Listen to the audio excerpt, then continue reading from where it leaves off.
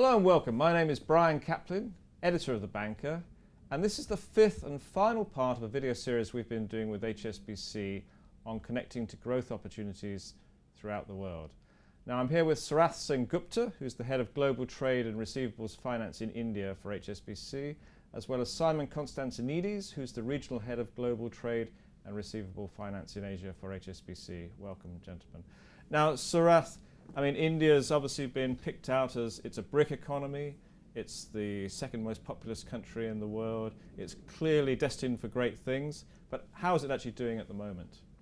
Brian, thanks. That's actually a very good question because, yes, things from the outside, when you look at it from the outside, it looks pretty good because it's a GDP which is growing at a pace of about 5 to 6% per year. But equally, the fact is that it has come down from 8 to 9% growth levels that it has seen over the last few years.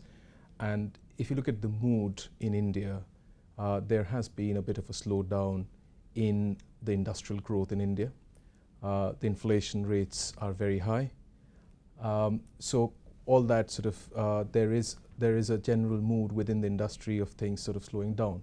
Having said that, the government over the last couple of quarters have been trying to address the problem of the slowdown, and they have had a few reformist measures like allowing more FDI to flow into the country in sectors like multi-brand retail or aviation, etc. So those, coupled with a few other measures that the Reserve Bank of India are taking, there is a mood of what I call cautious optimism. All right, because India's always been regarded very broadly as a little bit of kind of a restricted and slightly sort of bureaucratic and centrally planned economy, hasn't it? I mean, is it starting to overcome some of those difficulties? Since 1991, when the economy opened up, there has been a gradual sort of opening up of the economy, as it may, and various sectors have opened up during that period. The latest, as I mentioned, were multi-brand retail and FDI. There are reforms expected in the banking and insurance industries as well.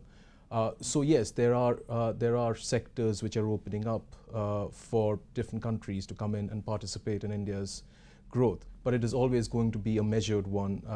I don't think any government that is there will sort of go in and open up every sector just tomorrow. But yes, there will be a gradual opening up of the economy as we go along.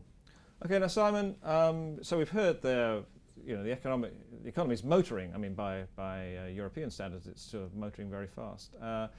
But what sort of impact is that having on the flows of exports and imports in India? Well, I think the key thing to look at is the two biggest export markets for India, which are the UAE and the US. And the UAE is very much driven by population migration because of the amount of Indians that have moved into the UAE. So there's a certain level of comfort to do business there. At the same time, if you look at some of the key industries that India has developed that drive exports, pharmaceutical is very much a growing industry sector for India, and there is a certain amount of merger activity going on as well. At the same time, there's an awful lot of need for infrastructure, and after the Commonwealth Games, that needs to continue. And in order for India to really compete with its big rival China, infrastructure is a very, very key part. And that will drive a lot of imports, and we still need to see infrastructure spending pick up. But at the same time, India is very reliant on oil imports, has the ability to refine, but it has a good, strong agricultural sector. It does have a good mining sector.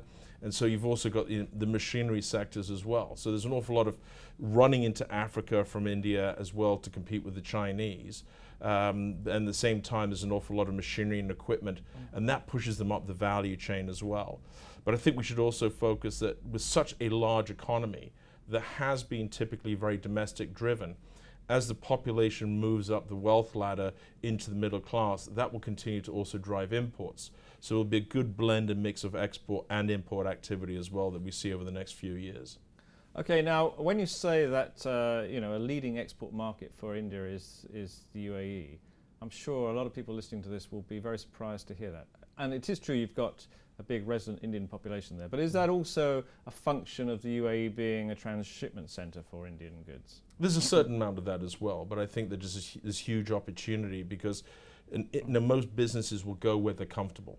and when they can identify with cultural similarities, and when you've got a large Indian population sitting in the UAE, it's easier for companies to match what the product needs are of that population as well. So I think the similarity, the comfort level is also a key driver there. And Sarath, finally, I mean, where do you see as the growth markets for Indian exports? I think, as Simon said, UAE is the largest sort of export market currently, followed by the US. However, we see sort of there being a little bit of shift there. With UAE will still remain probably the number one even in the years to come because of the reasons Simon just mentioned. However, China is going to pick up a lot. China is probably going to become the second largest export destination for India. And it is interesting when you look at it from the other side, we also expect India to be China's largest or fastest growing export market as well over the next decade or so. So there's going to be a lot of intra-regional, intra-Asian trade that's going to pick up there. The other country that we expect to really come up into the equation is Vietnam. With that economy also sort of starting to shape up, a lot of Indian exports are supposed to go into Vietnam as well. And that India-Vietnam trade is also going to pick up a lot. So US will still remain very important. EU will still remain very important, but these are the sort of the emerging corridors that will shape the future for India's exports. Okay, thank you, gentlemen. And we'll be back in a few minutes just to talk about the industrial structure that will be supplying those exports. Thanks.